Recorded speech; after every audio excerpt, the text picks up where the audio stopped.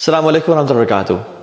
حضرت عائشہ نے رسول اللہ صلی اللہ علیہ وسلم سے پوچھا کہ یا رسول اللہ، اگر میں لیلۃ القدر کو پا لوں، یعنی اس کے سمٹمز کو، اس کی نشانیوں کو محسوس کر لوں، تو میں کیا کروں؟ رسول اللہ صلی اللہ علیہ وسلم نے فرمایا کہ عائشہ تم یہ کہنا، اللہم انک عفو تحب العفو فاعف عنا، یا اللہ تو عفو ہے، عفو کو پسند کرتا ہے تو ہمیں معاف کر دے۔ عفو صرف معاف کرنا نہیں ہوتا، اس کے بہت سارے مطلب ہیں۔ It's a very profound word. العفو اللہ تعالیٰ کے اسماء الحسنہ میں سے ہے، اللہ کے ناموں میں سے ایک ہے۔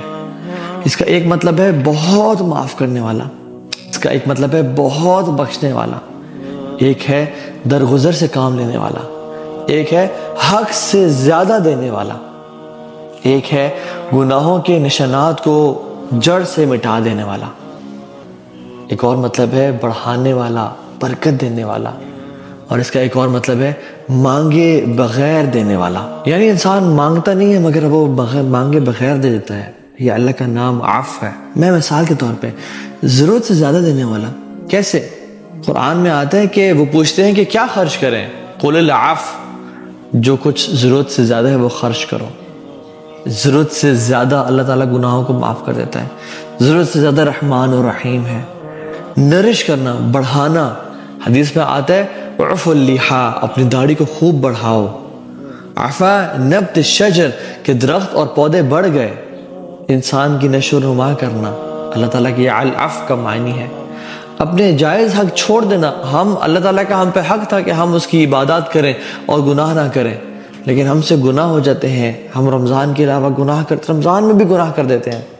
اللہ تعالیٰ کہتے ہیں وَأَن تَعْفُوا أَقْرَبُ لِلتَّقْوَىٰ، اگر بیوی کا حق سے کم مہر لینا یعنی تو وہ چھوڑ دے، یا شوہر کا حق سے زیادہ مہر دینا، تو حق اپنے جائز حق کو چھوڑ دینا یا حق سے زیادہ عطا کر دینا۔ وَإِن تَعْفُوا أَقْرَبُ لِلتَّقْوَىٰ، اگر تم حق سے زیادہ دو تو تمہارے لیے فائدہ مند ہے۔ ایک اور بڑا پروفاؤنڈ مطلب ہے نشانات کو مٹا دینا۔ عفت ریح الدار، کہ ہوا نے گھر کے نشانات بھی مٹا دیے۔ اکثر ایسا ہوتا ہے نا کہ آپ ریت میں چل رہے ہوتے ہیں اور آپ کے جو فٹ سٹیپ کے نشانات ہوتے ہیں، ہوا تیز چلتی ہے اور آپ کے نشانوں کو مٹا دیتی ہے۔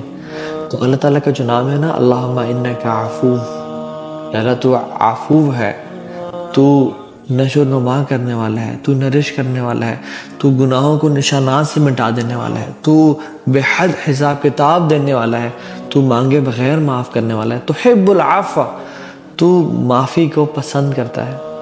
اور اللہ تعالیٰ کتنے عفو ہیں۔ دیکھیں غفور اور عفو میں فرق ہوتا ہے۔ غفور ہوتا ہے مغفر سے نکلا ہے، مغفر بولتے ہیں ہیلمٹ کو، جو جنگوں میں یوز کرتے تھے۔ وہ کیا کرتا ہے؟ آپ کو تلواروں کے وار سے بچاتا ہے اور آپ کو پروٹیکٹ کر لیتا ہے، تو آپ کو چھپا لیتا ہے آپ کے سر کو، رائٹ؟ تو الغفور کا مطلب ہے اللہ ہمارے گناہوں کو چھپا لیتے ہیں، لیکن they are still there۔ لیکن العفو کا مطلب ہے نشانات بھی مٹا دینا، کہ اللہ تعالیٰ ان نشانوں کو بھی مٹا دیتے ہیں جو کتاب میں ہمارے گناہ لکھے ہوتے ہیں، اللہ ان گناہوں کو مٹا دیتے ہیں۔ حتیٰ کہ علماء اس کی شرح میں کہتے ہیں کہ جو فرشتوں کے ذہن میں جو کرامن کاتبین ہیں، ان کی میموری میں ہمارے گناہ تھے نا، اللہ تعالیٰ ان گناہوں کو بھی مٹا دیتے ہیں۔ اللہ اکبر، یہ ہے العفو۔ اور نشانات کو کمپلیٹلی مٹا دینا۔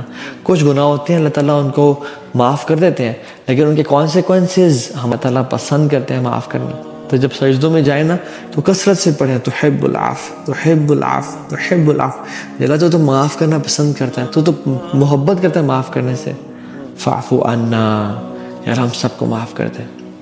آپ فاعف عنی بھی کہہ سکتے ہیں کہ اللہ مجھے معاف کر دے، لیکن بہتر ہے کہ اپنے ساتھ اپنے بردرز کو بھی شامل کریں، اپنے سسٹرز کو بھی شامل کریں، اپنے فیملی والوں کو، اپنے ریلیٹیوز کو، سب کو شامل کر لیں۔ فاعف عنا، ہم سب کے گناہوں کو جڑ سے اکھاڑ کے پھینک دیں یا رب، اور اس رمضان کی آخری راتوں میں ہمیں بالکل گناہوں سے پاک کر دیں، اور ایسا بنا دیں جس دن ہم ماں کے پیٹ سے نکلے تھے ہمارا کوئی گناہ نہیں تھا۔